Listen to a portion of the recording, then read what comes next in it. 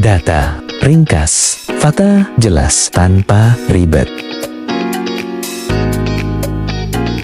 Halo, bersama kami lagi di sini Data Ringkas. Oke, hari ini kita mau ngupas sesuatu yang kuat banget, yang mungkin tanpa kita sadari, itu ngebentuk dunia kita. Apa itu? Politik ketakutan. Coba deh, kita ingat-ingat lagi awal tahun 2020. Tiba-tiba dunia kayak berhenti gara-gara virus kan? Tapi pernah nggak sih kepikiran, gimana ceritanya isu kesehatan, isu medis bisa secepat itu berubah jadi krisis keamanan? Sampai-sampai ada kontrol yang luar biasa banget ke hidup kita semua. Nah, di pembahasan kali ini, kita bakal telusuri jejaknya satu persatu. Kita mulai dari virus, terus kita bedah alat kuasanya, gimana budaya takut diciptakan, kita lihat contohnya di sejarah Indonesia, kenapa sih rasa takut itu efektif, dan terakhir, gimana kita bisa melihat pola ini di sekitar kita. Oke, kita mulai dari yang paling dekat sama kita semua ya, pandemi COVID-19. Ini tuh contoh yang pas banget buat ngelihat gimana sebuah narasi ancaman itu dibangun. Coba perhatiin deh, gimana bahasanya WHO berubah drastis cuma dalam hitungan bulan. Dari yang awalnya di Januari bilangnya, situasi berkembang dan kompleks, tahu-tahu di bulan Maret udah jadi ancaman pandemi menjadi sangat nyata. Nah, pilihan kata-kata ini penting banget. Secara perlahan tapi pasti, ini ngebentuk opini kita kalau virus ini bukan lagi cuma soal kesehatan, tapi udah jadi ancaman, ya ancaman eksistensial buat seluruh dunia.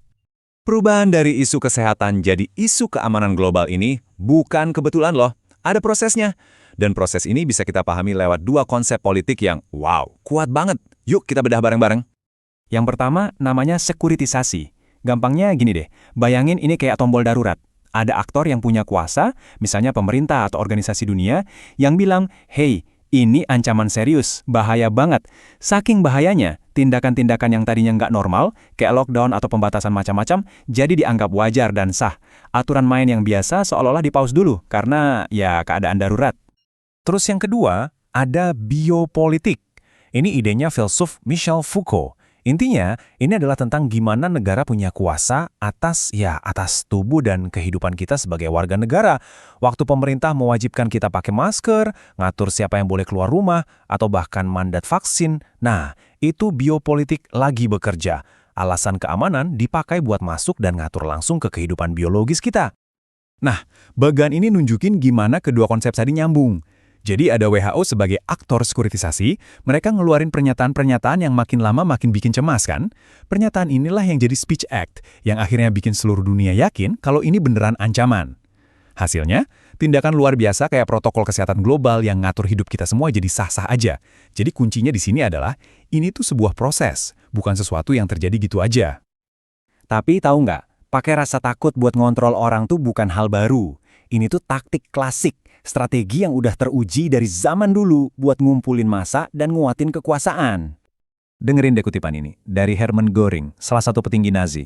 Bikin merinding sih, tapi ini jelas banget. Dia bilang, itu mudah, kasih tahu aja mereka kalau mereka lagi diserang.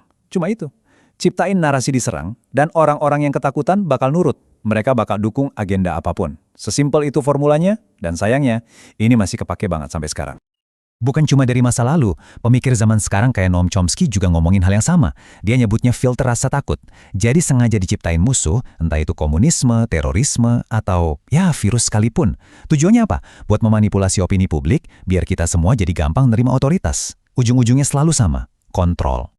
Dan pola ini tuh nggak cuma terjadi di level dunia loh. Coba kita lihat yang lebih deket, ke rumah kita sendiri.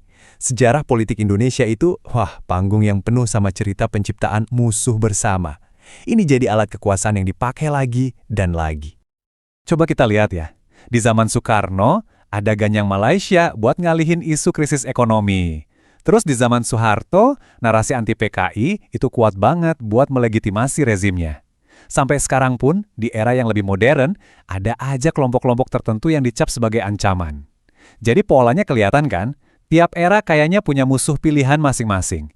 Tujuannya yaitu buat ngeraih dukungan dan nutupin masalah yang sebenarnya ada di dalam negeri. Pertanyaannya, kenapa ya taktik ini manjur terus? Kok bisa kita gampang banget terpengaruh? Nah, jawabannya ada di dalam otak kita sendiri. Ada di gimana rasa takut itu secara fundamental ngubah cara kita mikir dan ngambil keputusan. Jadi gini, menurut penelitian psikologi, waktu kita lagi takut, otak kita tuh kerjanya beda. Kita jadi lebih pesimis, terus suka ngelebih-lebihin bahaya. Dan yang paling krusial, rasa takut itu bikin kita ngerasa sendirian. Kita jadi nggak yakin kalau orang lain bakal ikut ngelawan. Efeknya apa? Ya kita jadi males, atau bahkan takut buat protes atau punya pendapat beda.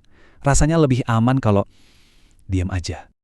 Dan dampak psikologis ini tuh bener-bener nyata, personal banget. Ada cerita dari seorang mahasiswi di Jawa. Ibunya yang ngalamin masa-masa represif Orde Baru, saking takutnya sama kekerasan aparat, dia sampai nyuruh anaknya nulis nama dan nomor telepon di lengannya sebelum ikut demo, buat jaga-jaga kalau anaknya hilang. Bayangin, ini gambaran yang ngeri banget ya. Gimana rasa takut itu bisa diwariskan turun-temurun jadi semacam trauma kolektif yang bikin kita bungkam. Oke, jadi dari pandemi global, sejarah negara kita sendiri, sampai ke cara kerja otak kita, benang merahnya udah jelas banget kan? Rasa takut itu alat politik yang luar biasa ampuh. Buat apa? Buat mengontrol. Nah, ini semua ngebawa kita ke satu pertanyaan terakhir yang penting banget buat kita semua renungin. Coba deh, lain kali Anda baca berita, dengerin pidato politik, atau lihat perdebatan di sosmed. Berhenti sejenak dan tanya, musuh apa sih yang lagi diciptain hari ini? Siapa yang lagi digambarin sebagai ancaman? Dan yang paling penting, siapa yang dapat untung dari rasa takut kita semua? Kalau kita udah mulai bisa nanya kayak gitu, itu udah langkah pertama biar kita nggak gampang dikendaliin. Oke, itu dia pembahasan kita. Terima kasih sudah mendengarkan, jangan lupa untuk klik like dan subscribe, serta tulis pendapatmu di kolom komentar.